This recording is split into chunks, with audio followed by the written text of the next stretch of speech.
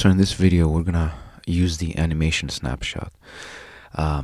It has changed in Maya 2017 and Maya 2016 and Maya 2017. The animation snapshot is now under the Visualize pull-down menu.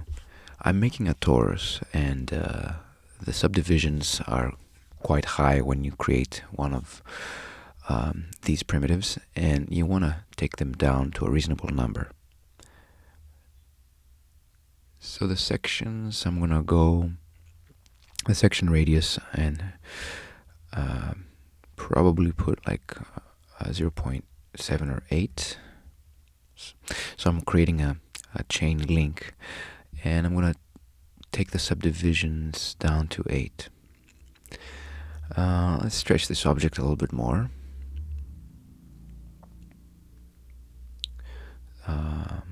So press F, focus on those vertices and stretch them out. So this is a chain link. I need one more piece connected to it vertically. What I want to do is like potentially create this loop and tile this object along a curve. When you press 3, they seem to be touching, so you want to move them. If this is the final result, you don't want them to touch. So I'm pushing the right object inside, so it doesn't really matter when we're on the hard surface and they're not touching, since we're gonna soften it later on. So I combine them, and now I'm gonna go ahead and create a curve. I like to create the curve on the top view, and go to the CV curve tool and generate the curve. And at this point, I need to use the curve as a motion path. So to select the links, I need to scale them down. They're too big for the curve.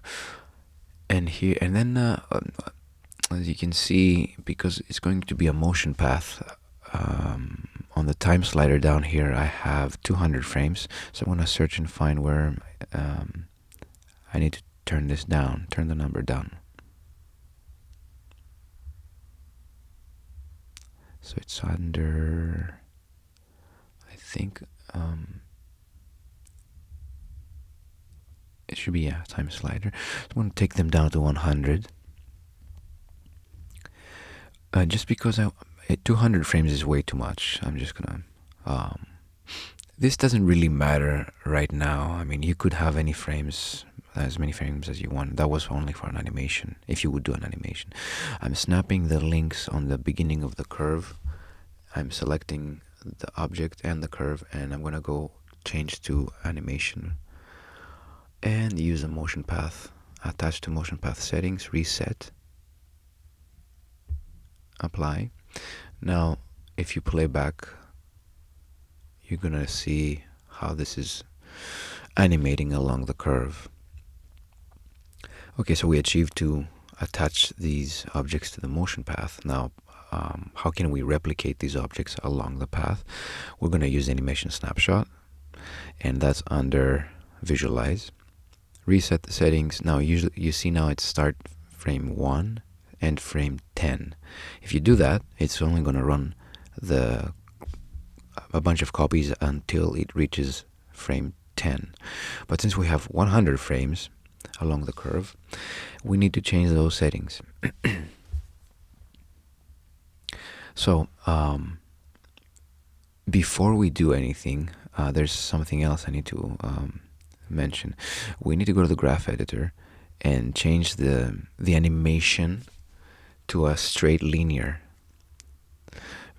So that way it's just going to go to the specified frames without ease in or ease out. The increments are something that you have to like eyeball. So I tried a couple of them, and then I found that 1.3 worked very well. At some points you see it, they're touching, other points are not. This is because the curve has like a certain amount of points, it has to do with the object that you create. It has to do with a lot of different variables. As you can see, you can select the control vertices of the curve and move them, and that moves the whole chain. What I like to do is sometimes to just put those groups into a layer.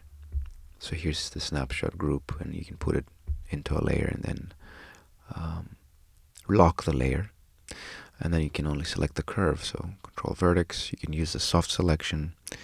If you hold on the B, you can move more vertices at a time. Like B activates the soft selection on or off.